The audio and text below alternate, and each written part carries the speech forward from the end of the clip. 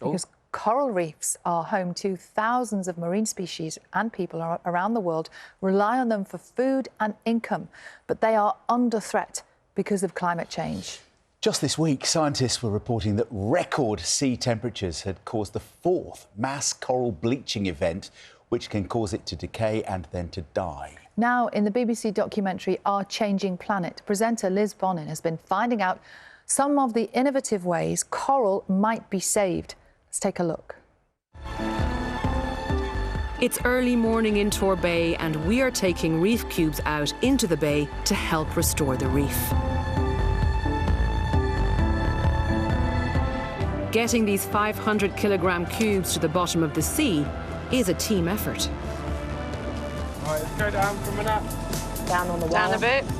Whoa, stop. Stop. The cable lowers the block to about 15 metres. Happy? Yeah. Right, we'll put it away and then we can do the last bit. Down. It's on the bottom, but is it where we wanted it to be? There she is! How long before life starts to make this their new home? So the fish have already arrived on site, so by the evening you'd expect crustaceans to move in. In less than 24 hours, crustaceans will move in? Yeah. That's extraordinary. So this is the before. This is the before. Let's go now look at the after, ones that have been down a couple of years. By providing these ready-made reef structures, the team are bringing the bay back to life. Me and James did the surveys pre-installation, and it was just a barren seabed. It's sort of been decimated by industrial fishing, but now we've actually created a reef here. And so far, we've identified over 160 species. 160 species? Yeah, 160 species. Well, presenter Liz Bonnin joins us now. Good morning. Good morning. You How were just are you? calling those guys superheroes. They are my superheroes. All of the guys and ladies that we feature in this programme are superheroes in human form. But that team, they're a bunch of school friends from Cornwall who decided when they saw what was happening to their bay, that all the reef, an oyster-based reef, was disappearing, they just decided to do things themselves. So they got an old cement mixer. Their mums, you know, those yoga balls, those exercise balls, to put inside the cubes as a kind of a mold situation when they're pouring in this carbon-neutral recycled material from clay pits. So it's, you know, so at every point they were thinking, how can we recover our reef, but do it in a way that's eco-friendly and effective? And it was just a bunch of school friends getting together and doing it and creating magic so that the reef in Tor Bay can be recovered. So yeah, they're my heroes. And around the world, there are people like them doing the same thing, superheroes everywhere. Superheroes everywhere, and that's why I really love this particular coral reef special for Our Changing Planet. Steve is in the Maldives. Arguably, he drew the long straw. Steve Backshall. Yeah. Steve Backshall. But we're featuring these two scientists who have, for the first time, come together to help the corals to spawn, so it's called coral IVF, and also to then attract the little larvae to settle in parts of the coral reef that they need to by playing back the sounds of healthy coral reefs. The healthy coral reefs sound like a discotheque. It's amazing. Yeah. And so these two scientists have come together to collaborate with their amazing team of scientists to give coral reefs a lifeline. But also, I was in an industrial estate in South London working with the Coral Spawning Lab, right? Two, again, ingenious guys, Jamie Krabs and Michael Sweet, who just were thinking, OK, it's hard enough to give them a helping hand in the ocean itself. What about if we could get a lab situation and help the corals to spawn? And so Jamie was out in his back garden measuring the light intensity of the moon and the colour, the shade of it, so he could replicate it in his lab to then get the corals to spawn in a little kind of a booth that are then being sold all around the world to give corals a helping hand. We're talking about ingenuity, innovation, collaboration, like we really need to hear about, first of all, to be inspired, but also that I've never seen the likes of it. Actual superheroes.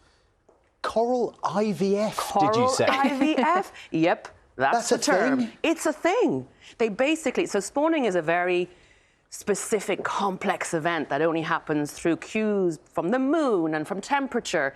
And so when the time is right, all the corals go, right, we're releasing our eggs and sperm. And then If there are enough in the oceans, they will meet and they will fertilize and they'll make new corals. But because there are so few alive now, it's a rarer and rarer event. So Peter Harrison is helping by gathering the eggs and sperm, putting them in a pool, a kind of a net, to help them to breed, right, to mate. Wow. For fertilization to occur. Keeps them developing for a bit, get them a bit more sturdy before releasing them back into the ocean. Coral IVF. So it's like coral. It is coral It IVF. is. Now, we have obviously pictures around us here. Yes. Is this what coral is meant to look like? You know, you've actually got some pretty beautiful pictures of corals. Sometimes it looks even worse than this, but actually when they're white, they're bleached. And that means they've been stressed and they've released the algae that they live with, that they have to have in their tissue so that they get their energy from, because the algae photosynthesize. And when the oceans get warmer and warmer and warmer, the corals are stressed, the little polyps, and they release the algae, which are actually the things that give corals their colour. Got it. Yeah. And sometimes they can recover the algae, but if you get prolonged periods of warming temperatures, they die and they starve, right? Because they can't get their food from the algae they're supposed to be living with. And so as beautiful as this may look, it's the harsh reality of what we're doing to our oceans. Yeah. This program is really heartening and inspiring. I think, you know, human stories are one of the most effective ways to inspire each other to change our stories too, to be the change. But as all the scientists in our program say, you know, what we're doing is offering corals a lifeline. We're doing everything we can, pulling out all the stops to help them to survive. But it will come to nothing if we don't change the way we live. And you mentioned in your intro there about what's happening currently, that there's going to be another global mass bleaching event across our oceans. I mean, if we couldn't, it couldn't be harsher, the news. We need to wake up. And there's this kind of disparity between these incredible heroes that we're showcasing and some world leaders that are still using the rhetoric of it doesn't make sense not to burn fossil fuels anymore. And it does make my heart hurt when you see what the best of us and arguably the worst of us as well. We have to change the way we live. And let me say that all the solutions are there, not just with respect to helping corals, but with everything, the way we live, our economy, the way we consume and produce. We have all those solutions. We just need to implement them before all our corals disappear. And that's the point of this programme, isn't it? Yes. Because there are so many negative headlines. I think sometimes we can all feel a bit hopeless, can't we, and overwhelmed. But you're saying that there is hope out there. There's more. There are solutions. Buckets of hope. All the solutions are there, as I said. And I think what's important, as communicators, we're always challenging ourselves to see, like, how best can we engage with people? We are all very overwhelmed with everything that's happening. There's so much going on in the world. Human stories are one of the most powerful ways to just make us go, wait, look at what they can achieve in the middle of nowhere.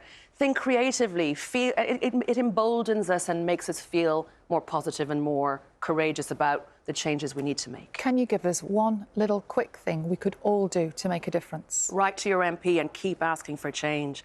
Don't stop sending. Keep pressing send. Put your money in banks and pensions that don't invest in fossil fuels. All of those things speak volumes. And support the amazing scientists all around the world who are doing their bit to make your life habitable as we go about our daily lives. Liz Bonnin, thank you so much for coming onto the water with us this morning. It is still very beautiful, but it can be more beautiful than that. OK, thank you Thanks for for explaining. having me. Great Cheers. to see you. And Liz's show, it's called Our Changing Planet, Restoring Our Reefs. It'll be on BBC One, Sunday evening, 6 o'clock. Of course, it will also be on the BBC iPlayer.